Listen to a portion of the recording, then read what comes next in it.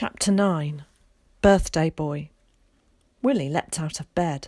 It was the beginning of his 6th day in Little Weirwold. He pulled back the blankets, peeled back the cotton and rubber sheets, and struggled down the ladder with them in his arms. Sammy was yapping and jumping up and down, waiting for him at the bottom. "Morning," said Tom, appearing at the back door. "Happy birthday." He expected Willie to ask if there had been any post, but there was no response. Willie dressed and helped Tom wash his sheets and pyjama trousers. They had decided the previous evening, after Cain and Abel and how the camel got his hump, that every day Willie would get up a little earlier than usual to practice writing and reading before leaving for school. When he had finished his chores, he sat down at the table and copied out "I am William Beach" over and over again, until Tom, after much effort, finally persuaded him to go for a run and exercise Sammy. He had only just disappeared down the graveyard path and out of sight when the postman arrived at the back gate. "A birthday boy, is it?" said young Matthew Parfitt. "Anything from London?" asked Tom. Matthew shook his head. "Afraid not. I got parcels, though, and cards, and this."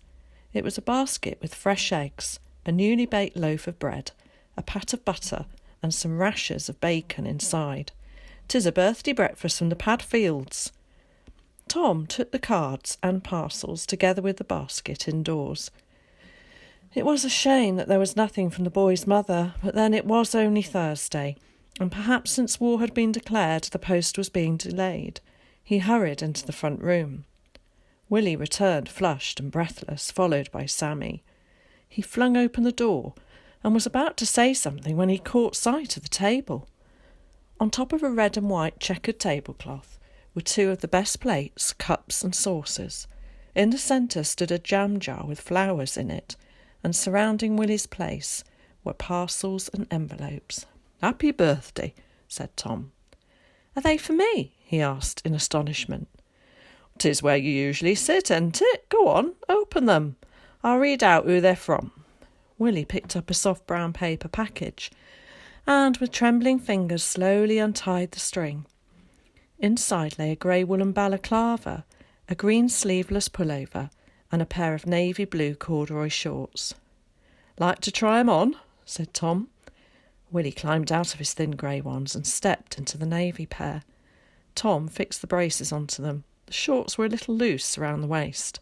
"Soon fill out, though," said Tom. He put the pullover on over Willie's shirt. "Stand back and let's have a look at you." The top was also a little long, but not so that it looked foolish. The shorts hung comfortably down to the base of his knees. He beamed.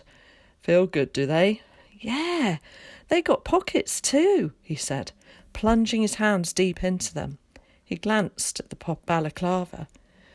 "What's that?" "'Tis a balaclava. Keeps your head and ears warm when the wind's nippy." "Can I put it on now?" "If you want." "Who give it to me?" he asked as he pulled it over his head. "I did, but Mrs. Fletcher made it." "Ta," said Willie gratefully, and he touched the soft wool of the pullover.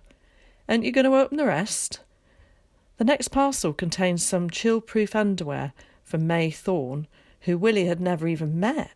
Amelia, her sister, had given him an illustrated copy of The Wind in the Willows. Inside she had written, "To William on his 9th birthday, for Mr. Oakley to read to you until you can read it yourself." Willie held it tightly to his chest. "Is it for me to keep?" Tom nodded. His own book, his very own book. The only other book he owned was the Bible, and that was old and dusty and had previously belonged to someone else. This book was new. The pages were crisp and white and were filled with the most marvellous pictures of animals wearing clothes. He placed the book carefully to one side and continued to open the other parcels. There was a white china egg cup with a gold rim from Connie and Walter Bird, a boys' comic annual with lots of pictures and games in it from Dr. and Nancy Little, and a game of Snap from the vicar and his wife. In addition to the parcels were 7 birthday cards. Willie was completely overcome. He sat down and stared at the gifts, quite speechless. Tom, meanwhile, took a large parcel out of the cupboard and placed it in front of him. That's me present from me to you." "But you give me this," he said, indicating his pullover, "and these shorts. This is something different like." Willie unwrapped the parcel and gave a start. There before his eyes lay one large and one small sketch pad, pages and pages of untouched paper. There were 2 paintbrushes and 3 pots of paint. One brush was a medium-sized one, the other was thin and delicate. The paints were red, yellow and blue.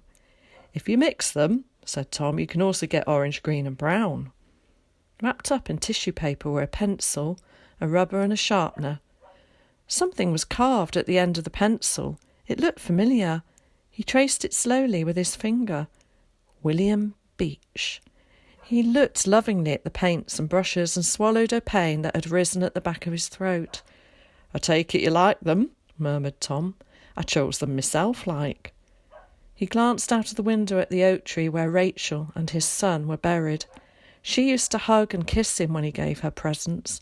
She loved painting, wildflowers and pretty lace, sweet jams, freshly brewed beer. Since her death he had never wanted to touch anything that might remind him of her. Trust a strange boy to soften him up.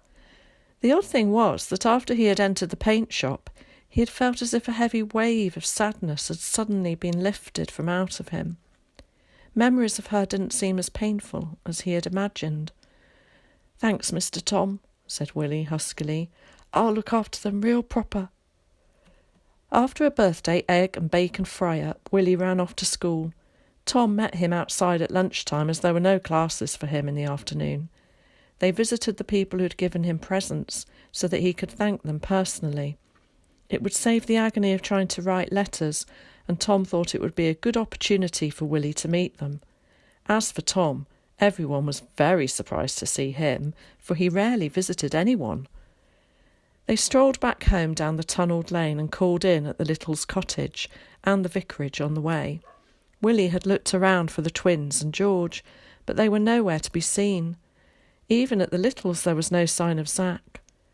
Perhaps they've gone blackberrying, he thought, and for a fleeting moment he wished that he was with them. "How about staying outside this afternoon?" suggested Tom suddenly. "It's a fine day." His words were immediately contradicted by the appearance of a dark shadow across the sky. "Drat them blimmin' clouds," he muttered. Sam scampered on ahead of them and waited at Dobbs Field. Willie couldn't wait to begin drawing. He'd start with a gnarled old oak tree in the graveyard. That would be fine.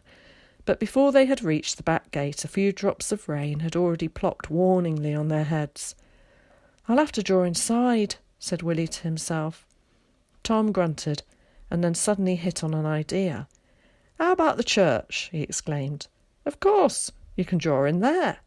"Yeah," agreed Willie. "Yeah, I could." He wrapped his mackintosh carefully round the small sketch pad and fled down the pathway to the church, arriving in the nick of time, for as he closed the heavy arched door behind him, a slow drizzle of rain swept across the village and surrounding fields. He stood quite still for a moment. It felt odd to be alone in a church. He would have felt nervous if it hadn't been raining. The sound it made rustling outside in the trees made him feel comfortable and protected. He stared up at the windows and then caught sight of the pulpit. Slinging his Mac over the back of a pew, he sat down and rested his feet on the one in front. He placed the sketch pad on his knees, flicked open the first page and began to draw. He didn't hear the rain suddenly stop. He was only conscious of the pulpit and his sketch pad. The rest of the church had ceased to exist for him. Neither did he hear Zack repeatedly calling him from outside, or the sound of his footsteps running up the tiny pathway to the back door. The door opened slowly and Zack peeped in. He had never seen the interior of a church before. He slipped quietly in and glanced up at the windows and walls until his attention was drawn to a mop of fair hair sticking out from behind one of the back pews. He was just about to speak when he became aware that Willie was absorbed in some task. He took a few paces forward and leaned over Willie's small, thin shoulders. His shadow fell across the pad. Willie jumped and turned round hurriedly, placing his arm over the picture, but it was too late. Zack had already seen it. "I say," he gasped, full of admiration. "That's magnificent." Willie shyly flapped the cover of the pad over the drawing. "You must show that—" But he checked himself. "Didn't you hear me call you? I practically tore my throat out yelling for you." Willie shook his head. Said Zack thoughtfully, feeling a little stumped for words. Mr. Oakley says that he'd like to, converse with you, talk about the time of day, that sort of thing. He's waiting for you now." "Is he?" said Willie in surprise, and he picked up his mackintosh. "Is it still raining?" "It finished an age ago," groaned Zack. "Hurry up, or he stopped. "Or it might start again." They stepped outside. Pink clouds with white-tipped edges were gliding across the sky.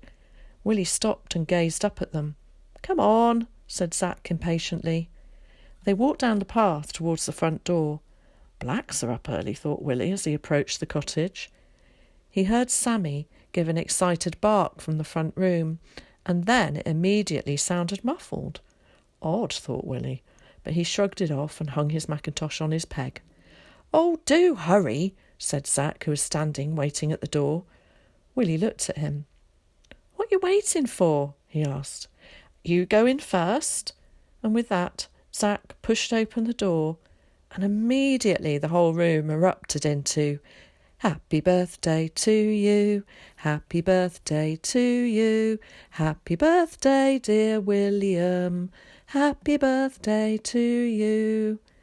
The twins, George, their mothers, Lucy and her mother and Tom were all standing in the front room singing, while Sammy sat in the middle and howled. A large banner with "Happy Birthday, William" on it hung above and across the range. On the table stood 2 jellies, one red and one green. There was a plate of chocolate wafers, a plate of potted meat and fish paste sandwiches, and a plate of fairy cakes. In the centre of the table was an iced cake with 9 lighted candles on it. So that was why the blacks were up, thought Willie. Zack was the first to break the ensuing silence. "Was it a surprise?" he burst out. "Was it a real surprise? Did you guess?"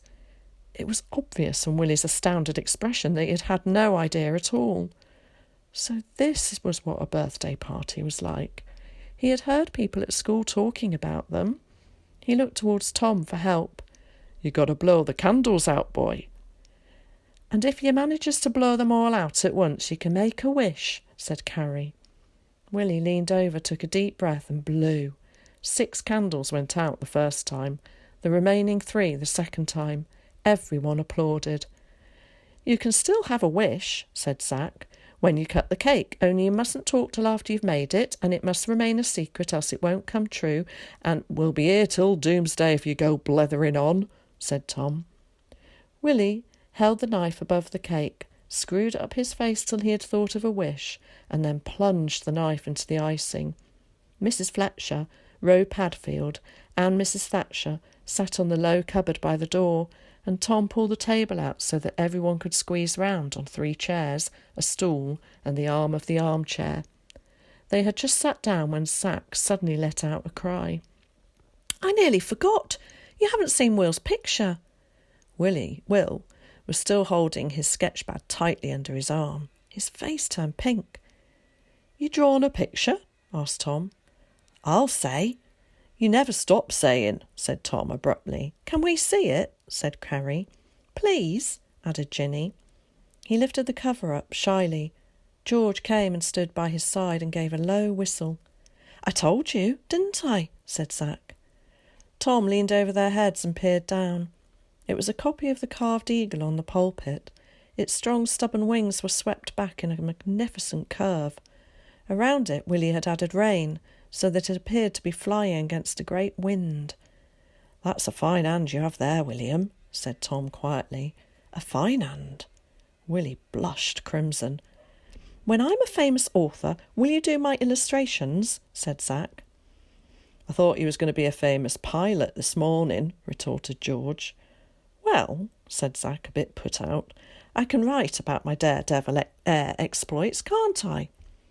They all settled down to eating, while Willie, amidst all the chatter and laughter, found himself an object of praise. After tea, There were more presents, a jigsaw from the twins, coloured pencils from Zac, sweets from George, and some small cakes from Lucy. "She baked them herself," said her mother. Lucy gazed up at him. She was bursting with adoration. Willie didn't know how to treat her. The cakes were lovely, though. "Ta," he said awkwardly, and she gave him one of her voluminous smiles. After playing several party games, everyone finally returned home. Tom and Willie stood outside and watched them leaving. They turned back into the sitting room and closed the door. "Mr. Tom," said Willie, touching his sleeve, it's the best, but he never finished. The excitement and food simply welled up inside him, and he gave a short gasp and vomited all over the carpet.